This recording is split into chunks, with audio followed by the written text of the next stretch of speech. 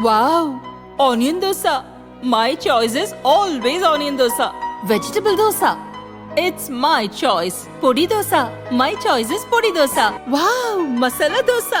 It's always my choice. Dosa வகைகளில் ஒவ்வொருவருக்கும் ஒவ்வொரு சாய்ஸ் இருக்கலாம், ஆனால் எல்லா வகை தோசைகளுக்கும் ஒரே சாய்ஸ் இதயம். சுரா கைட் 12ஆம் வகுப்பு பொதுத் தேர்வுக்கான புதிய பதிப்பு. அதிக மதிப்பெண் பெற சுரா கைட் அனைத்து புத்தக கடைகளிலும் கிடைக்கும். Also available on Amazon, Flipkart and surabooks.com. Lok Sabha தேர்தலில் பாஜக சார்பில் களமிறங்கிய பாலிவுட் நடிகை கங்கனா ரனாவத் வெற்றி பெற்று அனைவர் கவனத்தையும் ஈர்த்தார். இமாச்சல பிரதேசத்தின் மண்டி தொகுதியில் போட்டியிட்ட அவர் தன்னை எதிர்த்து நின்ற காங்கிரஸ் வேட்பாளர் விக்ரமாதித்யா சிங்கை 75,000 ஓட்டு வித்தியாசத்தில் வென்றார். இன்று சண்டிகரில் இருந்து டெல்லிக்கு விமானத்தில் புறப்பட்ட கங்கனாவை CISF பெண் அதிகாரி கன்னத்தில் அறைந்தது பரபரப்பை ஏற்படுத்தியுள்ளது. இதுகுறித்து கங்கனா ஒரு வீடியோ வெளியிட்டார். சண்டிகர் ஏர்போர்ட்டில் நான் நின்றிருந்த போதுதான் CISF பெண் அதிகாரி என்னை கன்னத்தில் அறைந்தார். நான் பாதுகாப்பு பரிசோதனைக்காக காத்திருந்தேன். பின்னர் அங்கிருந்து புறப்பட்டதும் அந்த பெண் அதிகாரி என் பக்கத்தில் வந்தார்.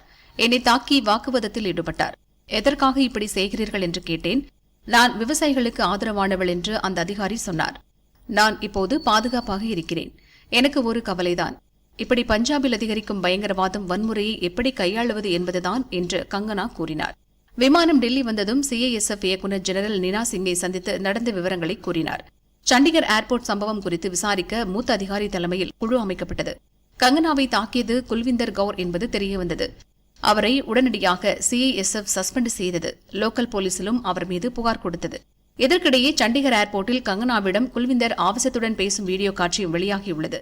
அதில் பஞ்சாப், ஹரியானா, உத்தரப்பிரதேசம் உள்ளிட்ட மாநில விவசாயிகள் போராட்டம் நடத்திய போது கங்கனா தெரிவித்த கருத்தை சொல்லி பெண் அதிகாரி திட்டுகிறார். 100 ரூபாய்க்காக விவசாயிகள் போராட்டத்தில் உட்கார்ந்திருக்கிறார்கள் என்று சொன்னீர்களே, அந்த போராட்டத்தில் என் அம்மாவும் இருந்தார் என்று அந்த அதிகாரி ஆவேசத்துடன் சொல்கிறார்.